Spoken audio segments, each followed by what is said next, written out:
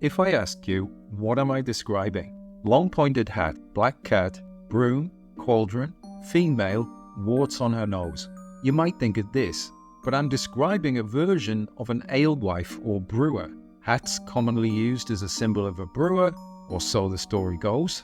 Cat keeps mice and rats away from ingredients. Broom, cleaning. Warts, people had them. Cauldrons, used for making things. Magic, brewers were good at using the earth's resources creatively, and they'd require extensive knowledge of how things worked, especially for medicinal purposes and taste. I just want to take a pause here and say quickly, there's not much actual evidence for any of the things I just said, especially the hats, or even images of them in older texts. It seems to be mostly conjecture and internet rumors, so tread carefully. It is a good way to set context though. So what is the earliest evidence of witches? The idea of witches and witchcraft has a long and complex history, and it's difficult to pinpoint the earliest evidence of them. But we can get pretty close if we do some digging. Witches, as we know them today, with their association with magic, spells, etc., is relatively recent. In past cultures, there were various forms of spiritual practitioners, healers, and diviners who were often feared, respected, and even revered. These individuals might have been referred to as magicians, shamans, priests, or priestesses, but not necessarily as witches.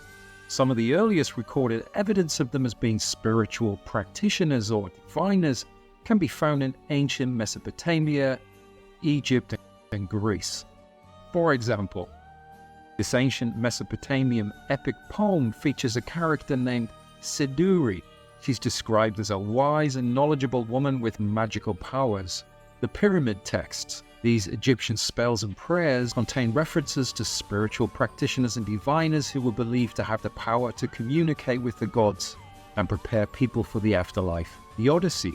In Homer's epic poem, the character of Circe is described as a sorceress who can control the gods and manipulate the natural world. Later concepts of witches as we know them, with their association with Satanism and demonic pacts and malevolent magic, emerged during the Middle Ages, particularly later from the 14th to the 17th centuries. With a rise of Christianity, witch hunts, and being anti-church, some of the earliest written records of witch hunts can be found here.